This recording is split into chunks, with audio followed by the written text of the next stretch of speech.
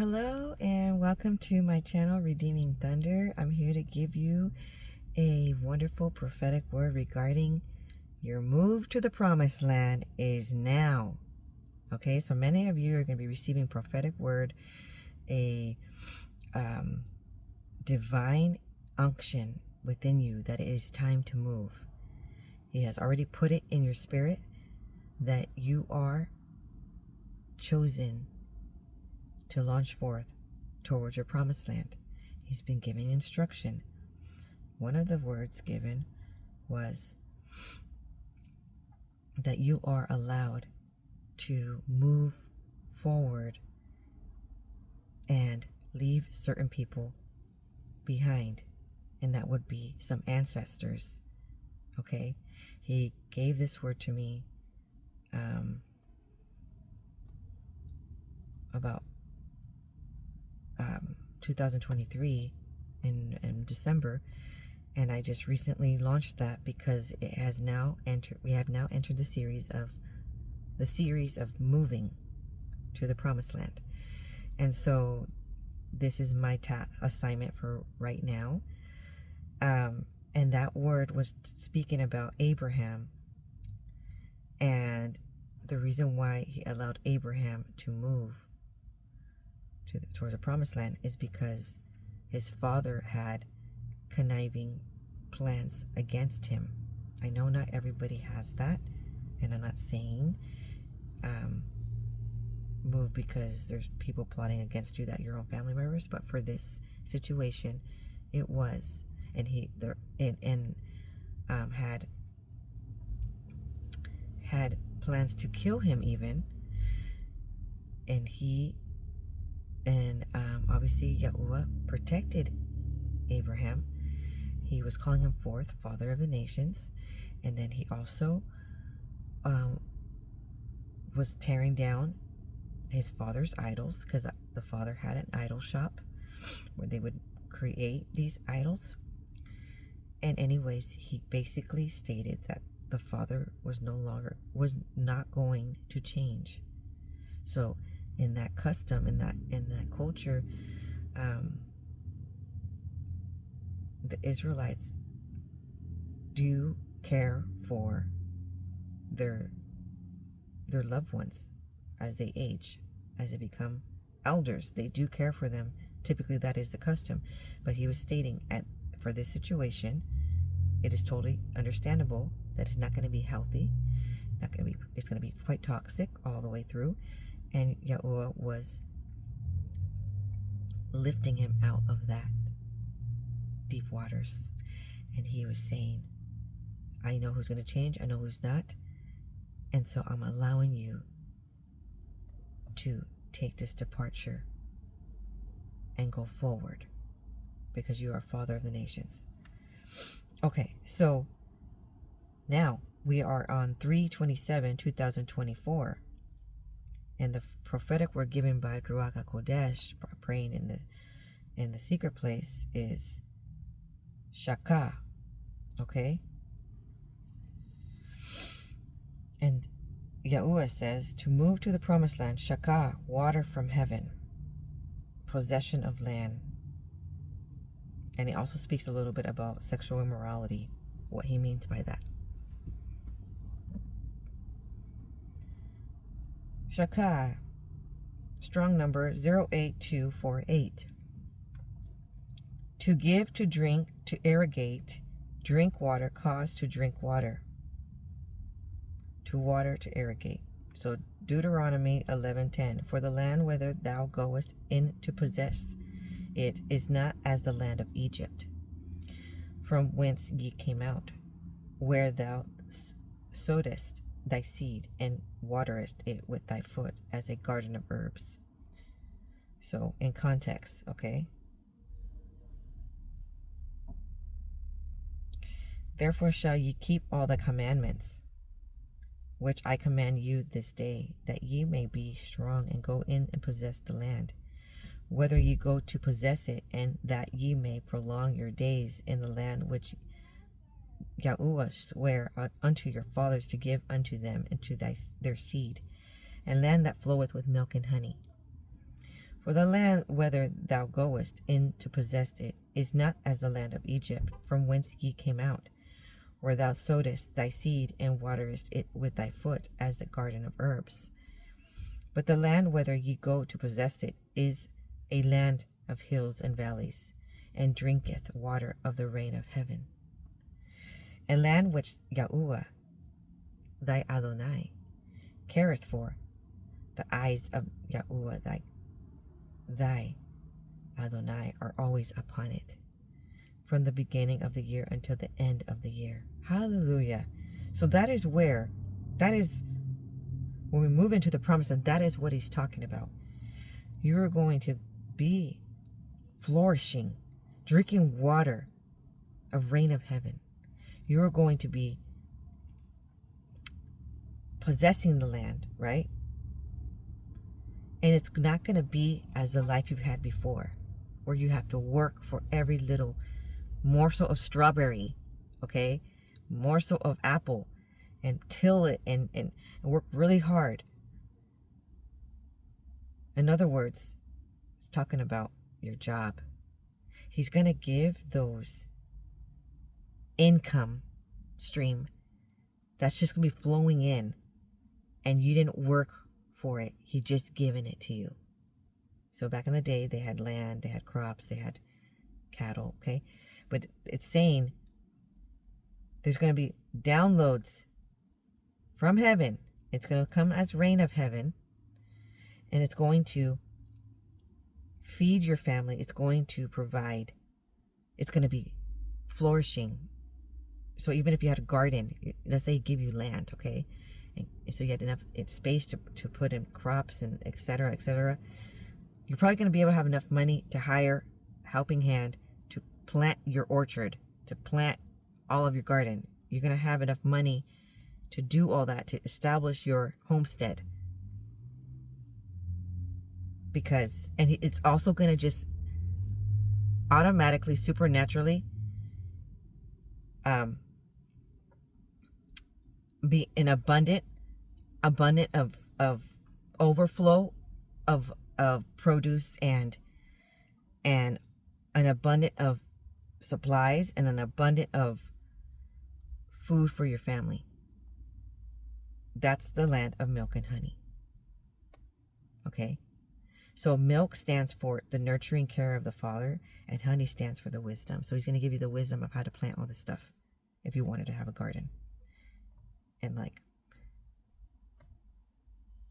even acres at this point. Okay? He's going to give you the money to pay for that house on the acres of land that you wanted. There is this quote, you know, like when women, they're like, you didn't have to give me a bouquet of flowers and, you know, perfume and a new purse.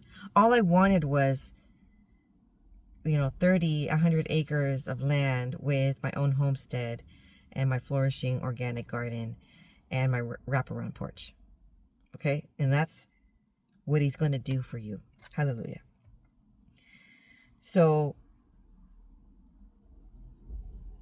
rain is going to be falling from heaven for you. This is a big deal. No wonder he wanted me to speak about this series. Why? Because currently we're in the month of February 2025, the month of Shavat, and this is the month of blossoms. Okay, where the crops start blooming, but something's blooming supernaturally. Okay, so there's something that he wants to speak about, that he requires. Proverbs 25:21. If thine enemy be hungry, give him bread to eat, and if he be thirsty, give him water to drink. Now, a lot of you that are going into the promised land were Joseph, excuse me. You guys are Joshua's, you guys are Joseph's, and you need this crop of land. You need this acreage of land, or you need to be prosperous, because famine is coming, and you're going to be financially able to help those in need. Okay, there's going to be assignments given to those to provide for those that did not prepare, that they are going to be on the receiving end of the judgment and receive that famine plague. And they're not, and obviously Yahuah is going to provide those, uplift those in this hour, the means to be ultimately prepared for that time to come. Hallelujah. Okay.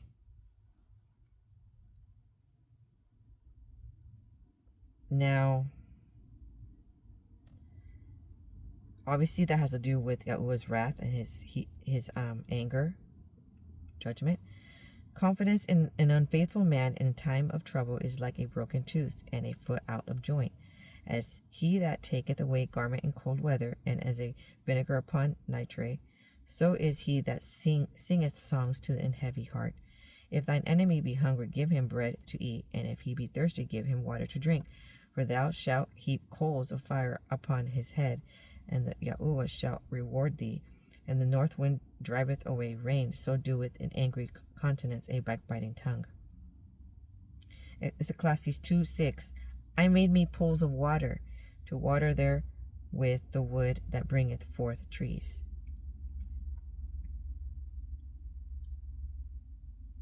Okay, so what does this mean? So read the context if you don't understand. It takes a while. Yes, it does.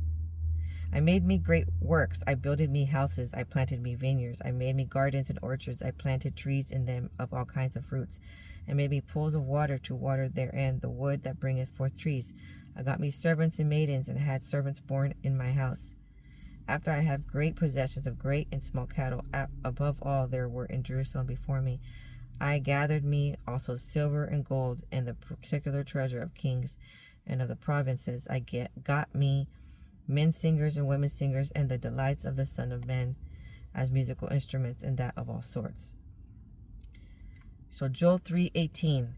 And it shall come to pass in that day that the mountains shall drop down new wine, and the hills shall flow with milk, and all the rivers of the Judah shall flow with waters, and a fountain shall come forth of the house of Yahuah, and shall water the valley of Shittim. Okay, so what does this mean? This is in context. Yahuah also shall roar out of Zion, and utter his voice from Jerusalem. And the heavens and the earth shall shake, but Yahuah will be the hope of his people and the strength of the children of Israel. Already it's basically sounding like some wrath, some judgment is coming. Okay? At the same time, people are entering into their promised land. It's all happening at once. So the wealth transfer is happening all at once. So shall ye know that I am Yahuah your Adonai, dwelling in Zion in my holy mountain. Then shall Jerusalem be holy, and there shall be no strangers pass through her any more. And it shall come to pass in that day that the mountains shall drop down new wine, and the hills shall flow with milk, and all the rivers of Judah shall flow with waters, and a fountain shall come forth of the house of Yahuah, and shall water the valley of Shittim. Egypt shall be a desolation, and Edom shall be a desolate wilderness, for the violence against the children of Judah, because they have shed innocent blood in their land. But Judah shall dwell forever, and Jerusalem from generation to generation. So you have no worries if you did not shed any blood in the land. Not talking about literally, it's talking also hardship, coquetry spirit, Jezebel spirit, Ahab spirit, spirit of Pharaoh, spirit of Tobiah has to do with envy. All right, and getting revenge, and even to the point of casting witchcraft and spells in order to derail, dismantle the chosen ones, the Israelites. So at this point, Yahuah is considering you as an Israelite. This is a divine alignment. This is what Aliyah stands for. He says, consider yourself now as an Israelite. He's only sending those. He considers Israelites into the promised land. Okay? And the rest of the land is going to be desolation. It's probably going to be famine. Shittim, I wanted to know more about that. Acacias. They have those type of trees with the acacia wood. Just a really luxurious wood tree. Numbers 33:49, a place or valley in the land of Moab, where the Israelites were encamped after their 2 victories over Sihon and Og at the close of their desert wanderings, and from which Joshua sent forth 2 spies secretly to view the land and Jericho. Joshua 2:1. At this hour, Yahuah is already providing insight on where you're going to move. Okay, so it's going to be wise that you go and you proclaim territory. Okay, that you take territory. So how you're going to do it is literally, you can even drive if it's in that location where you can take the time, drive and start praying, word for prayer. And if it's in an entirely different state, well, you're going to have to go physically check it out, you know. So go pray on your new territory given to you, or pray where you're at. Because you're spying. You're the spy. And he'll show you in vision and dream, or in the prophetic word. In this channel, he'll show you what to do next. What did Israel do that angered Yahuah and Shittim with the Moabites? While Israel was staying in Shittim, the men began to indulge in sexual immorality with Moabite women, who invited them to sacrifice to their idols. The people ate and sacrificed meals and bowed down before these gods. So Israel yoked themselves to Baal of Peor, and Yahuah's anger burned against them. Numbers 29:1-9. What does acacia mean in Hebrew? Exodus 25:5. Probably the acacia called the shittim tree. And that's also in Isaiah 41:19. The designation of a region in the plains of Moab, just northeast of the Dead Sea. And that is in Numbers 33:49. And the last encampment site in the record of the journey from Egypt to the Jordan River. That's where the stage that we are at. Hallelujah. No more wilderness stage. This is wonderful. This is a humongous deal. Okay? Like, you're leaving the wilderness, you know, the 40 years of the Israelites camping in the wilderness. You're leaving that. And you're entering the promised land. You're not going to be camping out and working really hard for your every minuscule snack, he's probably at this point providing you with methods of income of the work for him and business ideas. He's been downloading. Okay? Because he doesn't want his Israelites to depend on this worldly system of income working for an employer. He wants you to be your own boss. Hallelujah. Okay, so it was the site. Okay, this is the early Bronze Age. Okay, so this site gives evidence of settlement in Iron Age 1 and 2, and probably early Bronze Age 1 in biblical Shittim. So if you want to look at your history books, this was documented as well. Shittim figures prominently in the history of the Hebrews. It was the site of the last encampment of Israel before crossing the Jordan River into Canaan. Here the people fell into grave error, for many Israelites took wives from among the Moabites.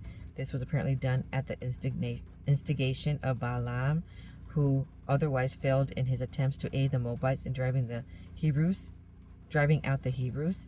A plague in which 24,000 died was the punishment for their intermarriage and idolatry. So, at this stage in your life, don't go backwards. At this stage in your life, Yahuah is doing a shaking, and he's needing those who are his Israelites only to enter into the promised land, the next stage, the next home. Okay? And who he doesn't consider, he'll be letting you know. This is a side note to the Ordained Spouse series. So if you want to watch that series, that would be really great for you, because it's also talking about the counterfeits. It's talking about Yahuah is doing a new thing on certain individuals, okay? Not every single one. And he needs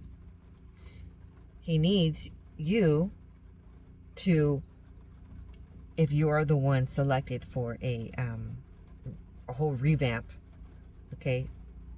He's referencing the story of Esther and the story of Ruth. So he's referencing what the story of Ruth had to do with her husband, Naomi's sons and her husband perished.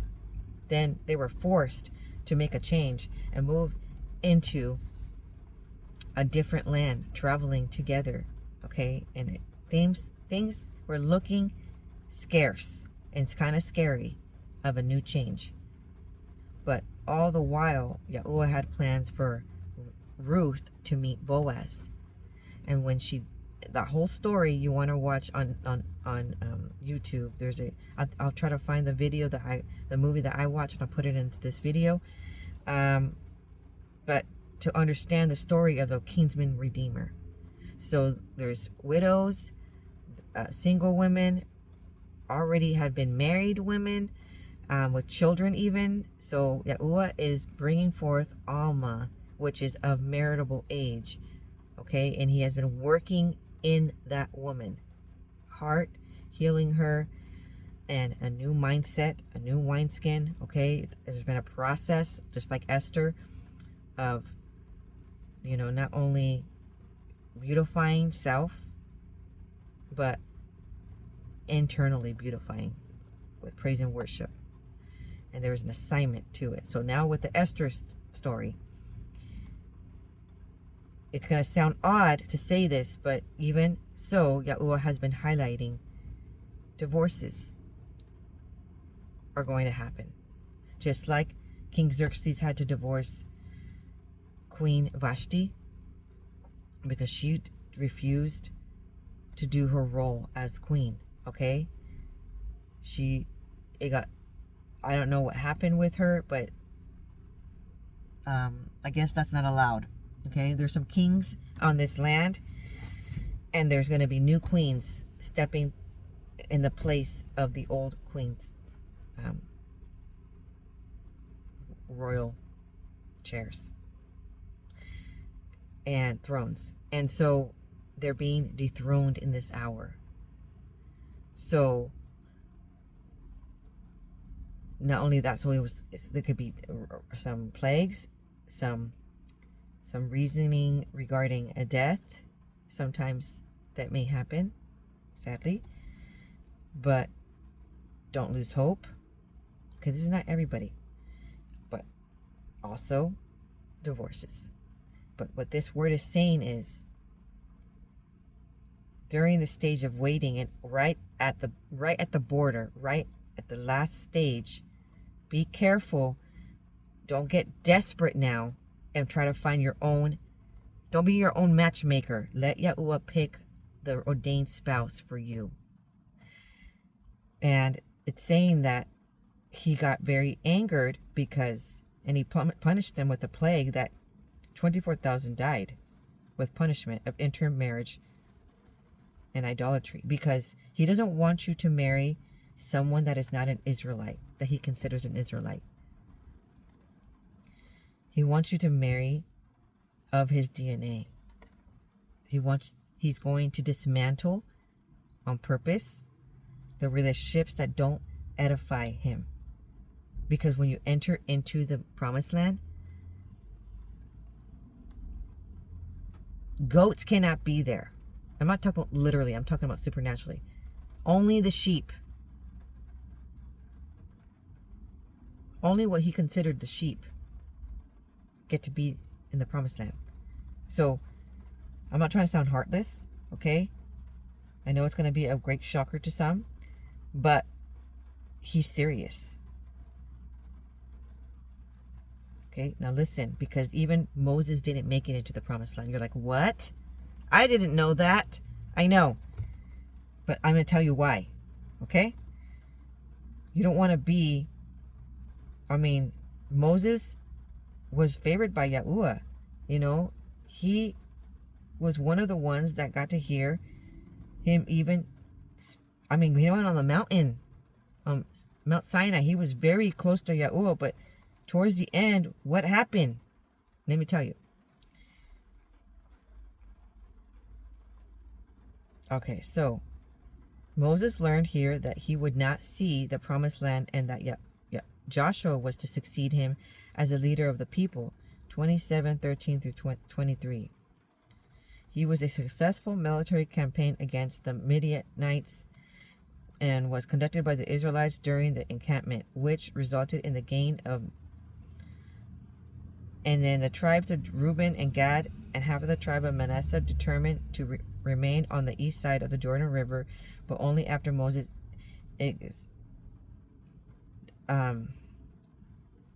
described a promised land from that which they would aid the rest of the Israelites in the conquest of Canaan. Moses delivered his farewell address here, then viewed the promised land from Mount Nebo, which just before he died. Okay, so why didn't Moses? There was a moment where the people were thirsty, and Yahuah says, speak to the rock. Do you remember that story? So then he went over there with Aaron, and then he struck to the rock with the staff, and he told it to disperse water. And you think, well, that is so simple, but that is the reason. Yes, because with that came a cocky attitude that came almost thinking of his own power, of his own, and he also didn't trust Yahuah all the way to be like, I'll say it exactly the way I have to hit it in order for it to come out. I can't, speaking to it will not make it. So his faith dwindled a bit. It's not the time. Okay. Also, and there was a certain stubborn attitude. The stubbornness of the non-change, okay, does not get you places. It's stagnation, and it's lowering the level of ascension. So divine extreme obedience in this hour. So you should need to want to obey Yahuah more than your own personal agenda and desires. You may be thinking, I really love this man. He's, it's someone I've always dreamed of being with. I finally have him. But he's not following the commandments. He's not what Yahuah told you. He's not the one. Okay? Or he could have was at one point, and then things changed and he did not pursue his calling. And if you are an Esther, you have a higher mantle calling and you need to fulfill it. So there is someone that Yahuah has exactly for you, and from the rib, was meant. You were meant to be with this person, and he is going to provide that, even in the promised land. Okay, but you have to be able. I'm not saying go ahead and get a divorce now if you're married, or go ahead and break up. Make sure, get into the secret place. Ask Yahuah for confirmation. 3 confirmations. Okay? Don't just go and do it. Okay? Because It's critical in this hour for extreme obedience. Okay, so now, Numbers 25:1.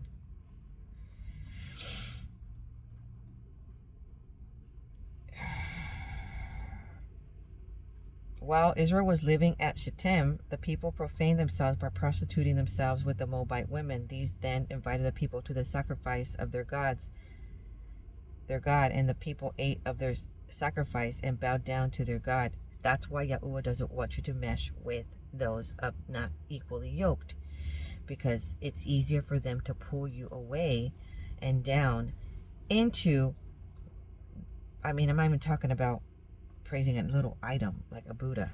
I'm talking about even pulling you away, and it could be music, it could be having idolatry towards TV, towards social media, towards them. They want to be praised, they want to be worshipped. Your actual partner, okay? You're putting more attention and focus on that person and not on anybody else, which is, the Most High. Like, you'll do their customs and their behaviorisms instead of doing what's righteous. Okay, it's easier. You are who you hang out with, in other words. I hope this making sense. And not only that, but Yahuah is seen as non-righteous. Non-righteous to be with someone that is not equally yoked. He already knows that person is not going to evolve and change. And they're not going to. He's thinking, I'll change him. I'm not saying in a woman context because I'm a woman, but obviously vice versa. Okay? If you're a man, I'll change her. I'll invite her to church and this and that. It's not just, you gotta, but she's really attractive, and a man saying that, well, I'm really attracted to him, has to be the meant to be because we have a lot of chemistry. There's more than just chemistry. So there's another prophetic word given that in this hour, Yahuah is going to strike, and he's going to cause where grace is lifting on these counterfeit relationships, because he needs those to bond with their actual ordained spouse. And so he's going to cause these relationships not to work out on purpose, because there's appointed times. But alright, so now there is wrath though that comes. That's what it's stating. It's not like I'll just deal and I'll just get there and then hopefully it changes. It's not. Alright? It's not going to change to your hope and your dream. Your hope and your dreams got to be of Yahuah. You always have to pray, may it be your will, Father. Okay? Numbers 31:16. They are the ones who caused the plague to strike on Yahuah's people. They're the ones who, under Balaam's direction, seduced the people of Israel away from Yahuah in that mess of Peor, causing the plague that hit Yahuah's people. Okay, so now you're like, something more surprising happened while Israel was camped at Peor. There many of the Israelites changed religions, and they left the Yahuah of Israel and joined the god of Baal. Okay, that's not good. That's why he's so done, and he's actually working on end times protocol, and so he needs his ordained spouses into the promised land and flourishing. All right. So there's a bit more information on that. You know what? Oh my gosh. Where do I look for the house? And he showed me palm trees in a vision a few times now. Arakashimaka. Okay, Numbers 33:49. I just kind of scanned here, and guess what? it says here,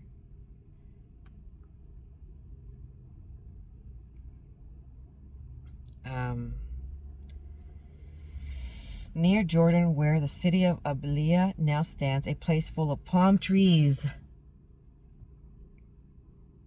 Okay, palm tree in general stands for something incredibly divine.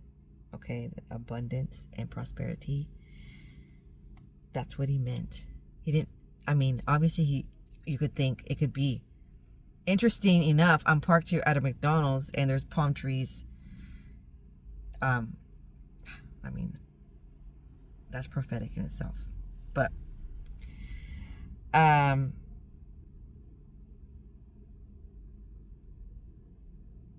his divine will is somewhere where there are palm trees. Obviously, you're going to think it could be a sunny state like California or like Florida.